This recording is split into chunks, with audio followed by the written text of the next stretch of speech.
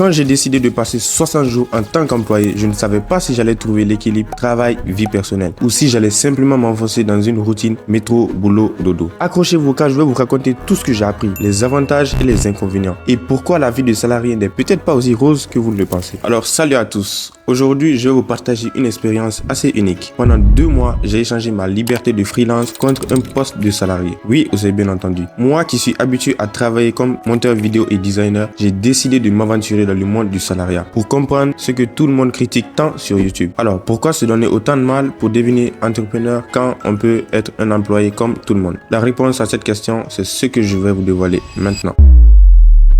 Tout d'abord, je dois admettre qu'il y a eu des avantages. Rencontrer de nouvelles personnes, c'est plutôt cool. On m'a appris à faire des choses que je ne savais même pas qu'il fallait apprendre, comme utiliser Shopify. Pour ceux qui ne savent pas, c'est un outil qu'on utilise dans le e-commerce pour créer des sites, vendre des produits et tout ça. Je suis passé de je ne comprends rien à ce truc à je suis devenu le maître du site web. Alors, le bon côté des choses, c'est que j'ai appris à gérer une boutique en ligne, à ajouter de nouveaux produits, à créer des sites. Bref, je suis devenu le MacGyver du commerce en ligne. Ensuite, je me suis retrouvé à devoir me lever tôt, ce qui m'a obligé à mieux organiser mes journées. En plus, avoir un salaire régulier, c'est plutôt pratique. Contrairement aux montagnes russes des revenus en ligne de freelance, ici je pouvais mettre de l'argent de côté chaque mois. Et vous savez quoi? Ça fait du bien de voir son compte en banque se gonfler plutôt que de regarder son solde baisser comme un souffleur de feuilles au vent. Le fait de travailler dans une équipe m'a aussi permis d'améliorer mon estime de moi. J'ai apporté une petite valeur ajoutée à l'agence et j'ai même eu l'occasion de former certains collègues. Comme le disait Einstein, la meilleure façon de se préparer à un avenir est de le créer. Et croyez-moi, former des gens, c'est une sacrée préparation. Mais revenons sur terre et parlons des inconvénients. Tout d'abord, mes projets personnels ont pris un sacré coup. Ma chaîne YouTube, mon activité de freelance et même ma formation ont été mis sur le banc de touche. Comme le dit bien Steve Jobs, le temps est limité, alors ne la perdez pas à vivre la vie de quelqu'un d'autre. Et je dois avouer que vivre selon les heures de quelqu'un, c'est un vrai défi. En plus, le quotidien métro, boulot, dodo m'a rapidement ennuyé. J'ai commencé à réaliser que la majorité des gens que je croise chaque jour affichent des visages aussi expressifs qu'un mur de briques. Je me suis même retrouvé coincé dans des embouteillages où, croyez-le ou non, j'ai assisté à des accidents de la route. Ça m'a rappelé que la vie de salarié n'est pas toujours une promenade de santé.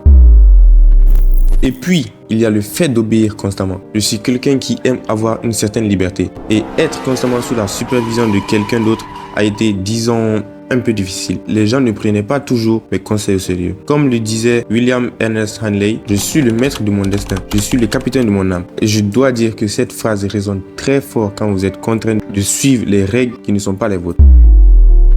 Enfin, parlons du plus important, le salaire. Certes, c'est régulier, mais il n'est pas aussi élevé que ce que je pouvais gagner en continuant mon travail de freelance à la maison. Et honnêtement, le côté financier, c'est un gros facteur qui m'a fait réfléchir sur la viabilité du salariat par rapport à l'entrepreneuriat.